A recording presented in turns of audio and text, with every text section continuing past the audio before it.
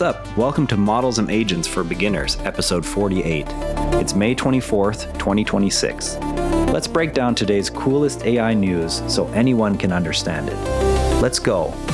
This week, the big thread running through everything is that AI is stepping out of the chat window and into real tasks. Instead of just answering one question at a time, the tools are starting to plan, create, and even watch things for you in the background.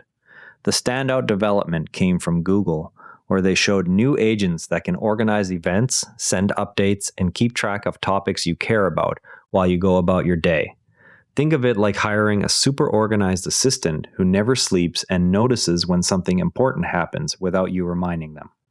That shift matters because it moves AI from a helpful search bar to something that can actually handle parts of your school projects or creative hobbies. At the same time, safety improvements showed up across several tools, with models pausing more often to avoid risky suggestions. And people are already using these systems to turn simple facts into colorful images or even generate full podcast episodes on demand. The result is a week where the line between asking for help and getting work done got a little blurrier in the best way. For the deep dive, let's look at how these new AI agents actually work under the hood. Imagine you are teaching a new puppy to fetch the newspaper every morning. First, you show it the paper and reward it when it brings the right thing back. Then you add steps, like waiting by the door until the paper arrives and only going out at the right time. Over many repetitions, the puppy starts putting the whole routine together without you spelling out every single move. An AI agent does something similar when it watches your calendar, notices a deadline approaching, and decides to gather the right files or send a reminder. It has learned patterns from millions of examples, so it can chain small actions into a longer plan. And that's basically how an agent turns a simple request into a whole sequence of helpful steps. Not so scary once you see the layers. One fun experiment this week came from people turning food facts into shareable infographics.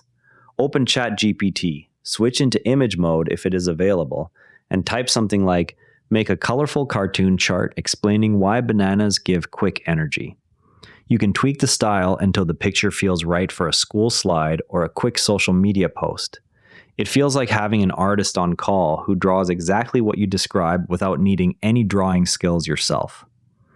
Another tool that stood out lets your smart speaker create an entire short podcast on any topic. Just name a subject you want to learn about, and the system writes a back and forth script and records it with different voices.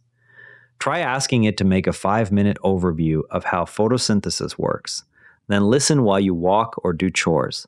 The result gives you an audio summary you can replay, which turns a homework topic into something you can absorb on the go.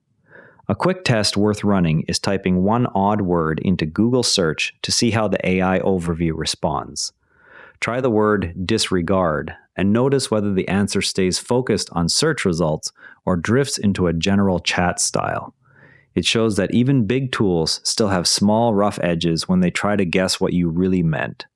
Another small but telling detail this week is that newer chatbots are pausing more often with ethical warnings, even on ordinary creative requests. It shows companies tightening safety rules so the AI avoids giving bad advice on things like health or crisis topics. Finally, a report noted that one well-known chatbot barely appeared in records of government AI use last year, which highlights how adoption can vary a lot between tools. These quick observations remind us that the field is still sorting out both the helpful features and the limits. And that's a wrap. If any of today's stories made you go, that's cool, go play with it. Curiosity is how every expert started. See you tomorrow. And if you'd rather watch than listen, find us on YouTube at Nara Network. Links in the show notes. This episode used AI voice synthesis of my voice. Editorial selection and analysis are my own.